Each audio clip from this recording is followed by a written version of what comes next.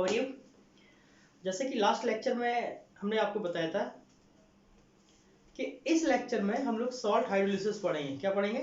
Salt hydrolysis. तो actually salt hydrolysis आज के इस लेक्चर में हम लोग पढ़ने वाले हैं। सब्सक्राइब कीजिए हमारे चैनल को और दबाइए बेल आइकन को, जिससे हमारी केमिस्ट्री की अच्छी अच्छी वीडियो आपको मिल पाए। तो यहाँ पर देखो क्या लिखा है, सॉल्ट हाइड्रोलिसिस। ये बेसिकली मैंने पहले से लिख दिया है, वो इसलिए लिख दिया कि थोड़ा सा आप लोगों का टाइम बच जाए।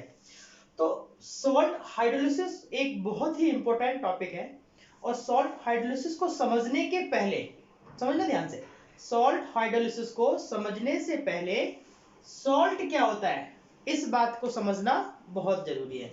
एक्चुअली है क्या, जब भी हम लोग आयनिक इक्विलिब्रियम पढ़ते हैं तो एसिड और बेस आपस में न्यूट्रलाइजेशन के प्रोसेस को वर्क करते हैं और एसिड बेस न्यूट्रलाइजेशन के द्वारा एसिड जब बेस के साथ रिएक्ट करता है तो सॉल्ट प्लस वाटर बनाता है। अब यहाँ पर जो एसिड और बेस है, ये एसिड और बेस का जो नेचर है वो सॉल्ट के नेचर को डिफाइन करता है।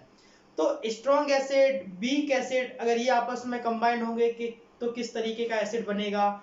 स्ट्रॉन्ग एसिड वीक एसिड आपस में कंबाइंड होगा तो किस तरीके का एसिड बनेगा। स्ट्रॉन्ग एसिड वीक बेस के साथ कंबाइंड होगा तो किस तरीके का नेचर जो सॉल्ट बनेगा उसका क्या नेचर होगा। ये सारी चीजें हम लोगों को यहाँ पढ़नी और फिर उनका पीएच भी निकालना है ना। तो इस कंसेप्ट में हम लोग सॉल्ट हाइड्रोलिसिस, आज के लेक्चर में हम लोग सॉल्ट हाइड्रोलिसिस पढ़ेंगे। लेकिन सॉल्ट हाइड्रोलिसिस के पहले हमें ये समझना है कि सॉल्ट क्या होता है, ठीक है। तो देखो जनरली मैंने यहाँ पर नोट कर दिया है, हम लोग इसको अच्छे से क्लियर कर लेते हैं, समझ लेते हैं। The substance which on ionization produce two or more ions other than H plus, OH minus, O2 negative, O2 2 negative are called salt। इन्होंने क्या बोला? इन्होंने बोला कि दो ऐसे सब्सटेंस जो आपस में कंबाइंड होते हैं और कंबाइंड होने के बाद वो H plus, OH minus, O2 negative, O2 2 negative ये आयंस नहीं देते हैं। मींस ना तो वो H प्लस दें, ना OH माइनस दें, ना O2 माइनस रिलीज करें और ना O2 2 माइनस रिलीज करें। मींस परऑक्साइड और सुपर ऑक्साइड कंपाउंड को भी वो शो ना करते हो। तो ऐसे कंपाउंड्स जो आपस में कंबाइंड होकर दो या दो से ज्यादा आयंस को प्रोड्यूस करते हैं लेकिन उनमें H plus, OH minus, O2 negative, O2 2 minus negative नहीं होना चाहिए, तो उन सब्सटेंसेस को हम लोग क्या बोलते हैं? सॉल्ट बोलते हैं। सिंपल में एसिड बेस न्यूट्रलाइजेशन। तो अब अगर हम लोग इनके पॉइंट्स की बात करें तो इस बेस पर, सॉल्ट के इस डेफिनेशन के बेस पर सॉल्ट को डिफरेंट टाइप से डिवाइड किया गया। देखो जरा, यहां पर सबसे पहले क्या है, ये आपका है नॉर्मल सॉल्ट। अब नॉर्मल सॉल्ट क्या होता है? जब एक एसिड एक बेस के साथ कंप्लीट न्यूट्रलाइज हो जाए, मींस एक एसिड जब एक बेस के साथ रिएक्ट करता है और कंप्लीट न्यूट्रलाइज एक दूसरे को कर देता है, तो उस केस में जो सॉल्ट बनता है उसको हम लोग नॉर्मल सॉल्ट बोलते हैं, ठीक है। अब एग्जांपल के तौर पे अगर हम लोग बात करेंगे तो Na2CO3, BaSO4, ऐसे और भी एग्जांपल हैं। तो यहां पर बस आपको ये समझना है कि जब एक एसिड एक बेस के साथ आपस में रिएक्ट करता है तो फिर वो सॉल्ट बनाता है, उसी सॉल्ट को हम लोग न्यूट्रल सॉल्ट कहते हैं। अब इसी बात पर डिपेंडेबल होके हमारे पास सॉल्ट का एक अगला टाइप आया और ये आपका क्या है? Neutral salt. अब न्यूट्रल सॉल्ट क्या है? यहां पर जब हम लोग नॉर्मल सॉल्ट की बात कर रहे थे तो केवल एसिड और बेस की बात की, लेकिन अगर हम लोग न्यूट्रल सॉल्ट की बात करेंगे तो न्यूट्रल सॉल्ट का मतलब क्या है? जब स्ट्रॉन्ग एसिड स्ट्रॉन्ग बेस के साथ कंबाइंड होता है, जब स्ट्रॉन्ग एसिड स्ट्रॉन्ग बेस के साथ कंबाइंड होता है और वो कंप्लीटली एक दूसरे को न्यूट्रल कर देता है, तो उस केस में उसको हम लोग क्या बोलेंगे? Neutral salt. लिखा भी है, न्यूट्रल सॉल्ट क्या होता है? Complete neutralization of strong acid और स्ट्रॉन्ग बेस। यहां पर जो ऐसे का मतलब है उसका मतलब क्या है? स्ट्रॉन्ग एसिड, और एसबी का मतलब क्या है? Strong base. तो जब स्ट्रॉन्ग एसिड स्ट्रॉन्ग बेस के साथ कंप्लीट एक दूसरे को न्यूट्रलाइज कर देता है, उस केस में जो सॉल्ट बनता है दैट इज न्यूट्रल सॉल्ट। जैसे Na2SO4, KCl, CaCl2, MgSO4, ये भी आपके न्यूट्रल सॉल्ट हैं जो कि स्ट्रॉन्ग एसिड और स्ट्रॉन्ग बेस के कॉम्बिनेशन से बनते हैं। अब अगला पॉइंट क्या है? अब अगला पॉइंट आपका है एसिड सॉल्ट। अब ये एसिड सॉल्ट क्या होता है? एसिड सॉल्ट का मतलब है, ऐसे पहचानने में, एसिड सॉल्ट का मतलब है ऐसे सॉल्ट जिसमें मेटल और नॉन मेटल के अलावा एक H+ आयन भी हो। मींस जब वो आयनाइज हो तो H+ को डोनेट करने की कैपेसिटी रखता हो, तो उसको हम लोग क्या बोलेंगे? Acid salt. जैसे NaHCO3।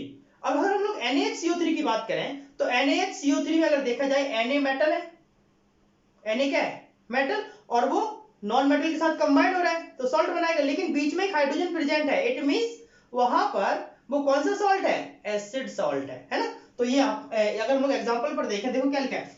NaHSO4, CaHPO4, Na2HPO4, NaCO3, ये सल्फेट है, ये कार्बोनेट है, ये फास्फेट है। ये सारे कंपाउंड्स अगर आयोनाइज होंगे तो ये एक एक प्रोटॉन देने की कैपेसिटी रखते हैं। इट मींस इन सॉल्ट्स में, सॉल्ट होने के बावजूद भी ये कुछ एसिडिक बिहेवियर को शो करते हैं, तो उनको हम लोग एसिड सॉल्ट कहते हैं। और इसमें इनकम्प्लीट न्यूट्रलाइजेशन होता है। मींस ये 100% डिसोसिएट नहीं होते। मींस जब एक एसिड किसी एक बेस के साथ रिएक्ट होगा तो वो कंप्लीटली आयोनाइज ना हो, है ना। मींस इनकम्प्लीट हो, तो इनकम्प्लीट होगा तो इनकम्प्लीट न्यूट्रलाइजेशन भी करेगा, तो उसी को हम लोग बोलेंगे acid salt. For example NaHSO4, CaHPO4, Na2HPO4 वगैरह वगैरह, इसमें तीनों ग्रुप हमने डाले हुए हैं, सल्फेट, कार्बोनेट, फास्फेट। ठीक है बेटा। तो अब अगला पॉइंट क्या है? अब अगला पॉइंट है एसिडिक सॉल्ट। फिर से वही बात आ गई। जब एसिडिक सॉल्ट की बात करें, अभी देखो यहाँ पर क्या है? एसिड सॉल्ट और यहाँ पर क्या है? Acidic salt. दोनों में बहुत माइनर सा अंतर है। क्या? यहाँ पर एसिड और बेस का नेचर डिफाइन कर दिया। देखो ध्यान से, किया है कि नहीं?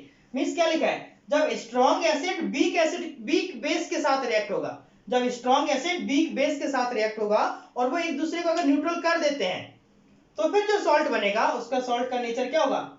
एसिडिक सॉल्ट, जिसके अपने कंपाउंड ZnCl2, FeCl3, PbSO4 वगैरह वगैरह। तो ये तो आपकी बात हो गई एसिडिक सॉल्ट की। अब नेक्स्ट पॉइंट क्या है? नेक्स्ट पॉइंट है बेस सॉल्ट। अब बेस सॉल्ट क्या है? बेस सॉल्ट का फिर से क्या? जब एक एसिड एक बेस के साथ रिएक्ट हो बट वो इनकम्प्लीट न्यूट्रलाइजेशन को शो करे। किसको शो करे? इनकम्प्लीट न्यूट्रलाइजेशन को शो करे, तो उसको हम लोग क्या बोलेंगे? Base salt.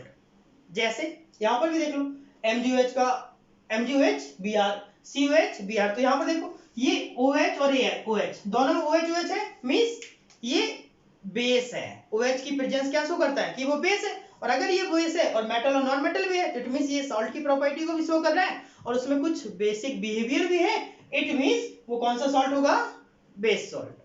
अब बारी आती है आपकी बेसिक सॉल्ट की। अब बेसिक सॉल्ट में क्या होता है? जब स्ट्रॉन्ग बेस और वीक एसिड आपस में न्यूट्रलाइजेशन को शो करते हैं। यहां पर ये स्ट्रॉन्ग एसिड नहीं है, स्ट्रॉन्ग बेस है। जब स्ट्रॉन्ग बेस वीक एसिड के साथ रिएक्ट होते हैं और न्यूट्रलाइजेशन की प्रॉपर्टी को कंप्लीट करते हैं, तो वहां पर जो सॉल्ट होता है वो बेसिकली बेसिक सॉल्ट होता है।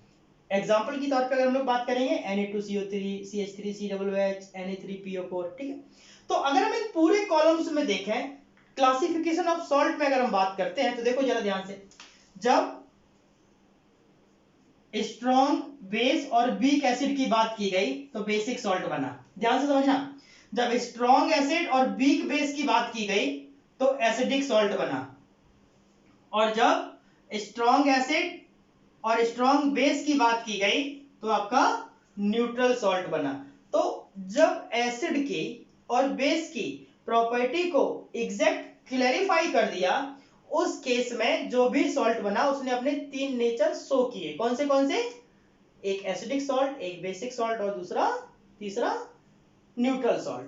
अब यहाँ पर एक चीज और समझ में आती है, अगर हम इन सारी बातों को, इन सारे क्लासिफिकेशंस को देखें और ध्यान से देखें, तो कुछ बातें इसमें हमें समझ में आती हैं। क्या? इसमें कुछ चीजें बहुत कॉमन है। क्या?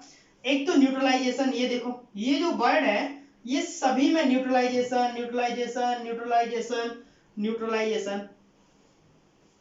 ये लिखा है। तो न्यूट्रलाइजेशन क्या है? सबसे पहले तो हमें यही समझना है। उसके बाद फिर strong acid, weak base, strong base, weak acid, ये सब क्या होता है ये भी हम लोगों को समझना है। क्योंकि जब हम लोग इन चीजों को एग्जैक्टली क्लियर कर लेंगे, एग्जैक्टली पहचान लेंगे कि कौन सा स्ट्रॉन्ग एसिड है, कौन सा वीक एसिड है, तो हम लोगों को कंसेप्ट को समझने में, रिएक्शंस को डेवलप करने में बहुत मजा आने वाला है।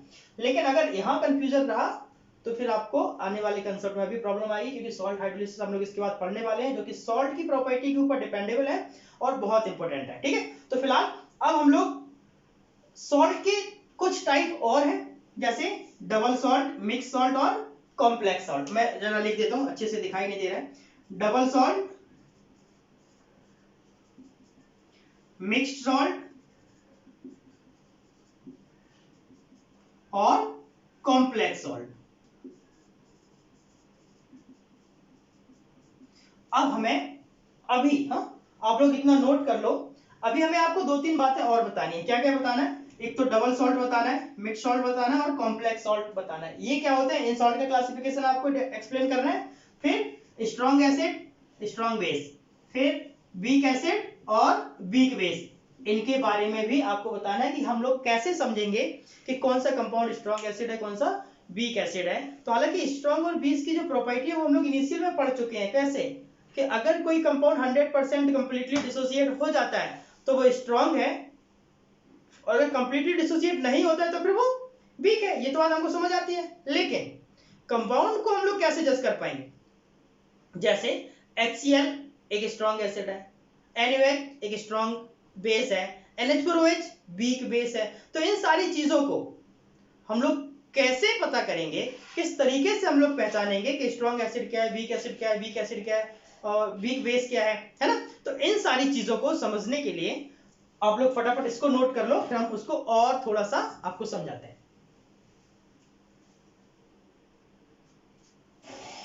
ओके बेटा, चलो देखो।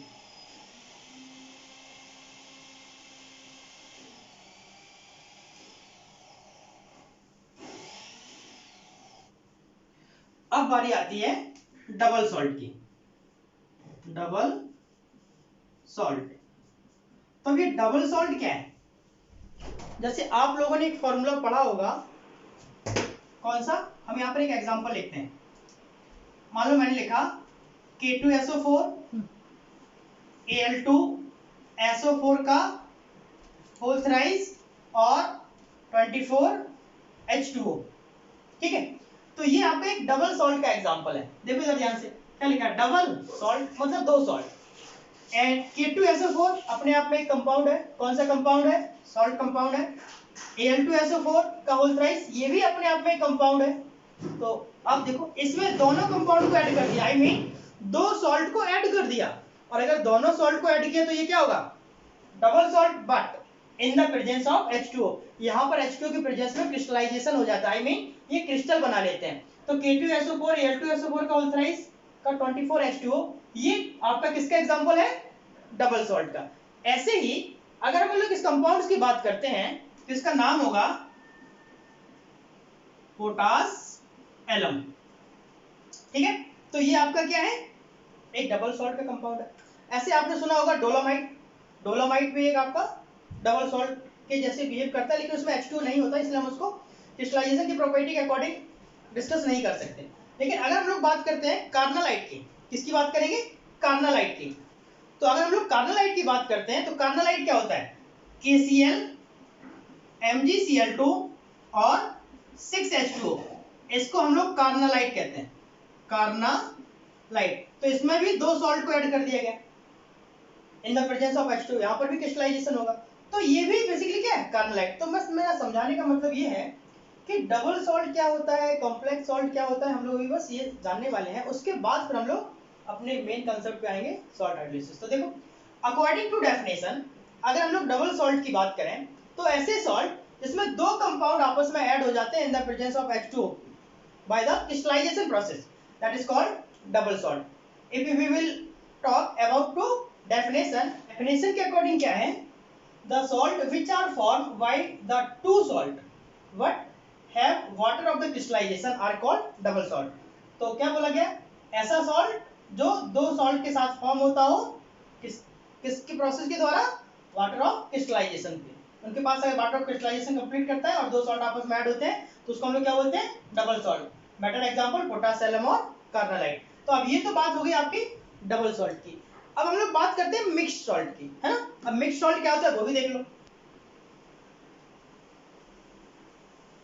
तो चलो देखो बेटा, हमारे पास दो सॉल्ट और हैं, इनको भी हम लोगों को समझ के लेना है। What is mixed salt and complex salt? Mixed salt is a salt which contain different cation but similar anion। इन्होंने बोला ऐसे कंपाउंड्स जिनके कैटाइन क्या हो, डिफरेंट हो, लेकिन एनाइन सेम हो, उसको हम लोग क्या बोलेंगे, मिक्स्ड सॉल्ट। जिसका अपना बेटर एग्जांपल क्या है, NaNH4 और KPO4। तो यहां पर ये आपके मिक्स सॉल्ट के एग्जांपल है। अगर हम लोग बात करते हैं कॉम्प्लेक्स सॉल्ट की, और ये कॉम्प्लेक्स सॉल्ट बहुत इंपॉर्टेंट है, बिकॉज ये कॉम्प्लेक्स सॉल्ट आपको केमिस्ट्री में एक चैप्टर में भी पढ़ना पड़ेगा जिसका नाम है कोऑर्डिनेशन कंपाउंड। कोऑर्डिनेशन कंपाउंड में कॉम्प्लेक्स सॉल्ट की और डबल सॉल्ट की दोनों की बात की जाती है। तो फिलहाल अभी हम लोग बस सॉल्ट को ये समझ रहे हैं कि सॉल्ट कौन से होते हैं जिनकी हमें जरूरत यहाँ पढ़ने वाली है। बाकी कोऑर्डिनेशन कंपाउंड में ये बहुत डिटेल में एक्सप्लेन किया गया है। तो कॉम्प्लेक्स सॉल्ट में क्या है, एक कोई कंपाउंड होगा, वो अपने आयंस को प्रोड्यूस कर देगा, इसमें से एक आयंस आपका कॉम्प्लेक्स होगा, मींस बॉन्ड्स के द्वारा, कोऑर्डिनेट बॉन्ड्स के द्वारा जुड़ा हुआ। देखो K4FeCN का होल 6 जब आयोनाइज होगा तो 4K प्लस FeCN का होल 6 4 नेगेटिव बनाएगा, तो ये तो कैटाइन हो गया, इस तो बात खत्म हो गई। लेकिन ये Fe है और Fe की सराउंडिंग में Cn है, कितने, 6, तो ये एक कॉम्प्लेक्स बना रहा है। ये क्या बना रहा है, कॉम्प्लेक्स। यहाँ पर ये कोऑर्डिनेट बॉन्ड के साथ जुड़ा रहता है। तो वही इन्होंने बोला एक ऐसा सॉल्ट जो आयोनाइजेशंस पर कम से कम एक कॉम्प्लेक्स आयन को जरूर प्रोड्यूस करे, उसको हम लोग बोलेंगे कॉम्प्लेक्स सॉल्ट। कॉम्प्लेक्स सॉल्ट के बारे में बोला गया है, salt which on ionization produce at least one complex ion are called complex salt. ठीक है, तो अभी हम लोगों ने यहां पर सिर्फ अभी सॉल्ट और सॉल्ट की क्लासिफिकेशन पढ़े। अब एक चीज और कि सॉल्ट बनता कैसे है ना, स्ट्रॉन्ग सॉल्ट क्या होता है, वीक सॉल्ट क्या होता है, ये सारी बातें भी हम लोग जान लेते हैं। तो देखो जरा ध्यान दो, अगर हम लोग टॉपिक की बात करें तो उस टॉपिक का नाम है एसिड बेस न्यूट्रलाइजेशन। बेटा एक चीज याद रखना, ये सारी चीजें हम लोग क्यों पढ़ रहे हैं, क्योंकि सॉल्ट हाइड्रोलिसिस को हमें समझना है। तो सॉल्ट हाइड्रोलिसिस को हम लोग तभी अच्छे से समझ पाएंगे जब पहले सॉल्ट के बारे में बहुत अच्छे से जान पाए। तो एसिड बेस न्यूट्रलाइजेशन क्या होता है, जब एक एसिड एक बेस के साथ कंबाइंड हो जाता है और वो न्यूट्रलाइजेशन को कंप्लीट कर लेता है तो सॉल्ट प्लस वाटर फॉर्म करता है, उस प्रोसेस को हम लोग एसिड बेस न्यूट्रलाइजेशन बोलते हैं। ठीक है, देखो जरा डेफिनेशन में क्या बोला गया है, the reaction between an acid and a base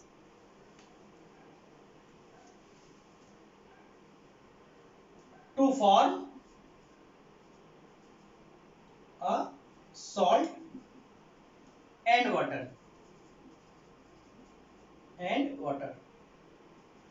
is called acid base neutralization. देखो जरा, अगर हम लोग एसिड को, ध्यान समझना, अगर हम लोग एसिड को बेस के साथ ऐड करते हैं तो फिर सॉल्ट प्लस वाटर बनाता है। ठीक है बेटा, अब इसी सॉल्ट के बहुत सारे क्लासिफिकेशन है, आई मीन जो अभी हम लोगों ने टाइप पढ़े। तो इसमें सबसे पहला, अगर हम लोग स्ट्रॉन्ग एसिड को स्ट्रॉन्ग बेस के साथ ऐड कर देते हैं, है ना, ये एग्जांपल पढ़ रहे हैं हम लोग। अगर स्ट्रॉन्ग एसिड को स्ट्रॉन्ग बेस के साथ ऐड करते हैं तो न्यूट्रल सॉल्ट मिलता है।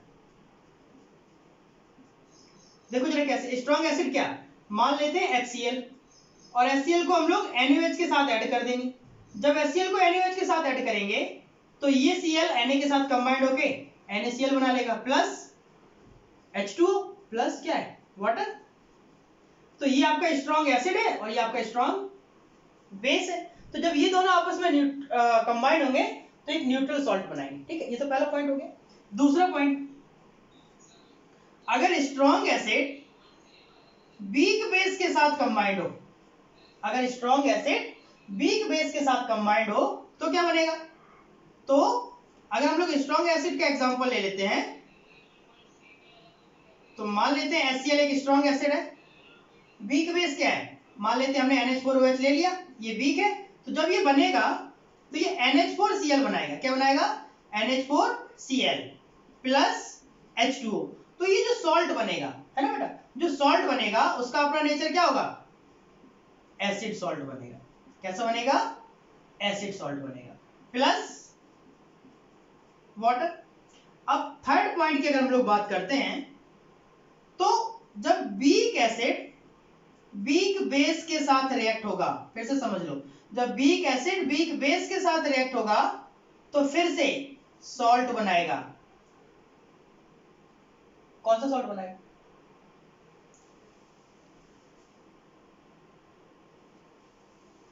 कौन सा सॉल्ट बनाएगा? तो वो सॉल्ट कुछ भी हो सकता है, मतलब एसिडिक भी हो सकता है, बेसिक भी हो सकता है और न्यूट्रल भी हो सकता है। डिपेंड करता है कि एसिड और बेस की प्रेजेंस कितनी है। तो मान लेते हैं अगर हम लोग वीक एसिड की बात करते हैं, एक हमारे पास कंपाउंड है CH3COOH, ये वीक एसिड है, और वीक बेस क्या है? मान लेते हैं NH4OH है, तो क्या बनेगा? CH3COONH4 plus H2O। तो ये तो आपकी बात हो गई वीक एसिड की और वीक बेस की। अब एक पॉइंट बचा है लास्ट, कौन सा? Fourth number point. अगर हम लोग वीक एसिड ले लेते हैं लेकिन स्ट्रॉन्ग बेस ले लें, अगर वीक एसिड और स्ट्रॉन्ग बेस ले लेते हैं तो जो भी सॉल्ट बनेगा वो आपका कौन सा सॉल्ट बनेगा? बेसिक सॉल्ट बनेगा। जैसे यहाँ पर ये आपका क्या है? ये आपका एसिडिक सॉल्ट है, तो ये आपका बेसिक सॉल्ट है प्लस वाटर। देखो जरा, अगर हम लोग वीक एसिड की बात करते हैं तो हमने आपको अभी एक एग्जांपल दिखाया CH3COOH plus strong base means NaOH, तो क्या होगा? ये वाला H इसके साथ जुड़ जाएगा और ये वाला इधर रिप्लेस हो जाएगा, तो CH3COONA प्लस H2O मींस तो आपका ये क्या बनेगा? बेसिक सॉल्ट बनेगा। तो ये आपका स्ट्रॉन्ग बेस था और ये आपका वीक एसिड था, तो सॉल्ट का नेचर बना वो वीक सॉल्ट बना, बेसिक सॉल्ट बना, सॉरी। तो अभी हम लोगों को मेन बात क्या है कि समझ लो, जो W है, SB है, SA है और क्या है? WB है, WB। तो वीक एसिड क्या होता है? WA का मतलब क्या होता है? WA का मतलब होगा वीक एसिड। अब SB का मतलब स्ट्रॉन्ग बेस और SA मतलब स्ट्रॉन्ग एसिड और WB मतलब वीक बेस। ठीक बेटा, अब ये तो आप लोग समझ गए, न्यूट्रलाइजेशन समझ गए, सॉल्ट की टाइप समझ गए। अब यहाँ पर एक पॉइंट और इंपॉर्टेंट है, क्या? Weak acid, strong acid, strong salt, weak salt, weak acid, strong base, strong acid, weak base, ये सब हमको पता कैसे चलेगा कौन सा कंपाउंड है? तो ऐसे बहुत सारे कंपाउंड्स हैं, बट मैं आपको यहाँ जो यूज होने वाली चीजें वो बता देता हूं। तो समझ लो, जब ग्रुप नंबर फर्स्ट, ये ट्रिक है, ग्रुप नंबर याद रखने का तरीका, ग्रुप नंबर फर्स्ट और ग्रुप नंबर सेकेंड के एलिमेंट बेस बनाते हैं। ग्रुप नंबर फर्स्ट और ग्रुप नंबर सेकेंड के एलिमेंट जब बेस बनाते हैं तो फिर आपके क्या होते हैं? वो आपके स्ट्रॉन्ग बेस होते हैं, जैसे NaOH, KOH, MgOH का हो ट्वाइस, CaOH का हो ट्वाइस, एक्सेट्रा। मींस कहने का मतलब क्या है कि जब कोई भी मेटल जो कि ग्रुप फर्स्ट और सेकंड ग्रुप का है, अगर फर्स्ट और सेकंड ग्रुप के एलिमेंट आपस में, या हम लोग ऐसे भी कह सकते हैं, जब फर्स्ट ग्रुप और सेकंड ग्रुप के एलिमेंट बेस बनाते हैं तो वो स्ट्रॉन्ग बेस बनाते हैं। तो इन ग्रुप को छोड़ के बाकी के आपके जितने भी बेस बनते हैं वो सारे क्या है? वो आपके वीक बेस है। याद रख लो, जब ग्रुप नंबर फर्स्ट और ग्रुप नंबर सेकंड के एलिमेंट्स बेस बनाते हैं तो उनसे रिलेटेड जो बेस बनेंगे वही आपके क्या है? Strong base. बाकी के सारे क्या है? Weak base. जैसे अगर हमने आपको पूछा ELOH का होल थ्राइस, बेस तो है, बात समझ आती है, लेकिन कौन सा? वीक। NH4OH बेस तो है, लेकिन कौन सा? वीक। अगर हमने बोला NaOH बेस है, लेकिन कौन सा? स्ट्रॉन्ग। तो आपको कैसे याद रखना है? ग्रुप फर्स्ट और ग्रुप सेकंड के एलिमेंट जब आपस में कंबाइंड होते हैं, ग्रुप फर्स्ट और ग्रुप सेकंड के एलिमेंट्स जब बेस बनाते हैं तो फिर वो क्या होंगे? स्ट्रॉन्ग बेस बनाएंगे। तो इनको छोड़ के बाकी के जितने भी बेस हैं वो सारे क्या है? वीक हैं, ये याद रखना है। अब देखो, अब चीजें और भी आसान है। नेक्स्ट, जैसे हमने स्ट्रॉन्ग बेस के बारे में पढ़ लिया, ऐसे ही हम लोग एसिड के बारे में भी बात करते हैं। अब कुछ पॉइंट आपको याद रखने हैं, जैसे मैं आपको यहां लिख देता हूं HF, HCN, CH3, COOH, N3H, H2CO3, H2S। कितने हो गए? 1 2 3 4 5 6। बस ये आपके सारे क्या हैं? ये आपके वीक एसिड हैं। क्या हैं? Weak acid. और इनके अलावा अब जितने भी एसिड हैं वो सारे क्या हैं? Strong acid. समझ गए बात? तो HF, HCN, CH3, COOH, N3H, H2CO3 और H2S, ये आपके सिर्फ इतने वीक एसिड हैं, और भी एक आध हो सकता है। तो इतने आपके वीक एसिड हैं, बाकी के सारे आपके क्या है? स्ट्रॉन्ग एसिड है। अगर एक आधी और इसमें ऐड होता है तो कोई टेंशन नहीं है, बस इतने से आपका काम चल जाएगा। ठीक है, तो वो आपको अच्छे से लर्न कर लेना है। और अगर ग्रुप नंबर फर्स्ट और ग्रुप नंबर सेकंड के एलिमेंट जब बेस बनाते हैं तो फिर केवल वही स्ट्रॉन्ग बेस होंगे, बाकी के सारे क्या है? वीक बेस है। तो अब तो चीजें और भी आसान होगी। ठीक है बेटा, तो अब हम लोगों को सॉल्ट की क्लासिफिकेशन हमने आपको बता दिया। अब हम लोगों को नेक्स्ट सॉल्ट हाइड्रोलिसिस पढ़ना है। ठीक है, जो कि स्ट्रॉन्ग एसिड, वीक एसिड, अभी हम लोगों ने जितना न्यूट्रलाइजेशन का प्रॉपर्टी पढ़ा उन सभी पर बेस होके हम लोगों को सॉल्ट हाइड्रोलिसिस को डिस्कस करना है। तो हम लोग सॉल्ट हाइड्रोलिसिस को नेक्स्ट लेक्चर में पढ़ेंगे। अभी आप लोग इन चीजों को अच्छे से रिवाइज कर लो, समझ लो। बाकी हम लोग अगले लेक्चर में मिलते हैं सॉल्ट हाइड्रोलिसिस के साथ। ओके बेटा, बाय।